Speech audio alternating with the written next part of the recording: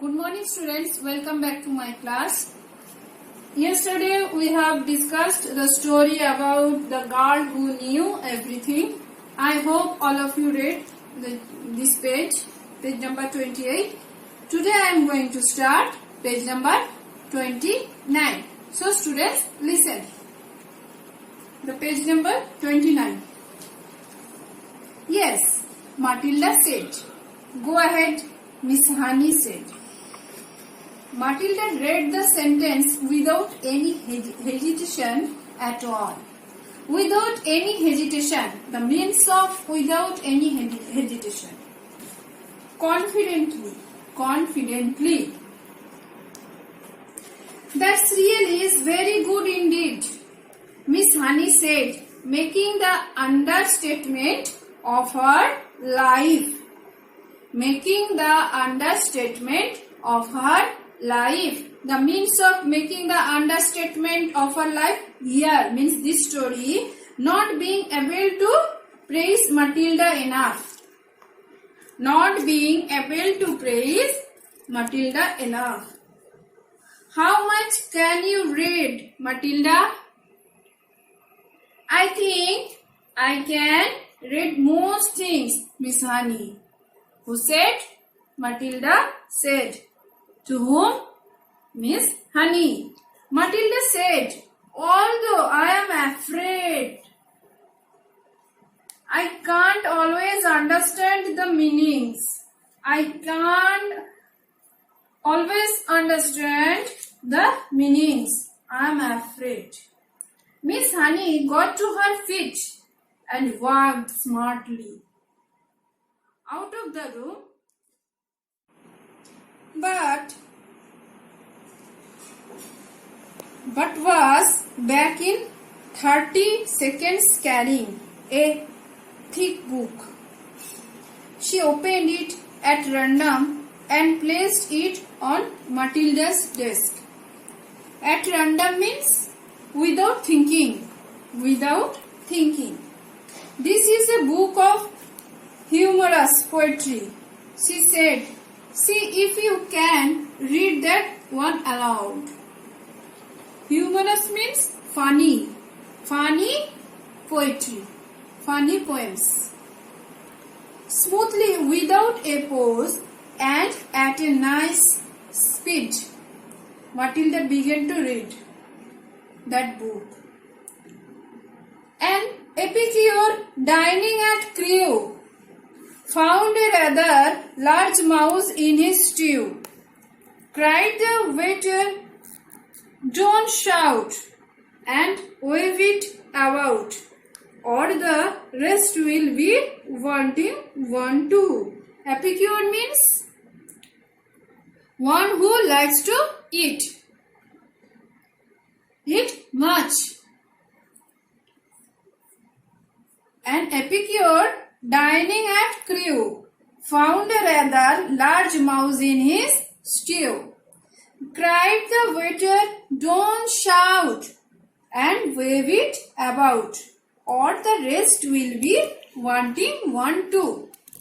Then several children saw the funny side of the rhyme and laughed.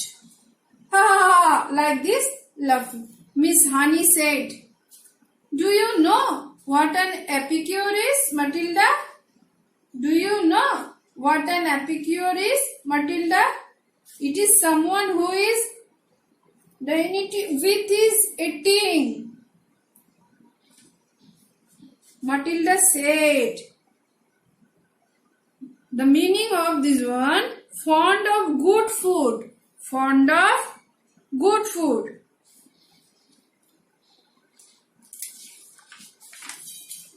Then, that is correct, Miss Honey said.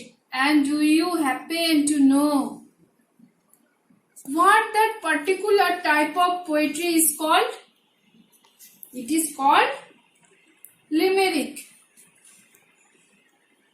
Matilda said, that's a lovely one. It's so funny. It's famous one. Limerick means a humorous poem of 5 lines. Miss Honey said, picking up the book and returning to her table in the front of the class. A limerick is very hard to write, she added. They look easy, but they most certainly are not. I know, Matilda said. I have tried quite a few times, but mine are never any good. That is correct, Miss Honey said. And do you happen to know what that particular type of poetry is called? It's called a limerick. Matilda said, that's a lovely one. It's so funny. It's famous one, Miss Honey said, picking up the book and returning to her table in the front of the class. A witty limerick is very hard to write, she added. They look easy, but they most certainly are not. I know, Matilda said. I have tried quite a few times, but mine are never any good. Witty means clever. You have you? Miss Honey said, more startled than ever. Well, Matilda, I would very much like to hear one of these limericks you say you have written. Could you try to remember one for us? Well, Matilda said, hesitating. I have actually been trying to make up one about you, Miss Honey, while we have been sitting here. Well, Matilda said, hesitating. I have actually been trying to make up one about you, Miss Honey, while we have been sitting here. About me, Miss Honey cried. Well, we have certainly got to hear that one. Haven't we? I don't think I want to say it, Miss Honey. Please tell it, Miss Honey said. I promise I won't mind. Then, I think you will, Miss Honey, because I have to use your first name to make things rhyme, and that's why I don't want to say it. How do you know my first name? Miss Honey asked. I heard another teacher calling you by it just before we came in, Matilda said. She called you Jenny? I insist upon hearing this limerick, Miss Honey said, smiling one of her rare smiles. Stand up and recite it. Matilda stood up. Reluctantly, Matilda stood up and very slowly, very nervously, she recited her limerick. The thing we all ask about Jenny is surely there cannot be many young girls in the place with so lovely a face. The answer to that is not any. The poem, the thing we all ask about Jenny is surely there cannot be many young girls in the place with so lovely a face. The answer to that is not any.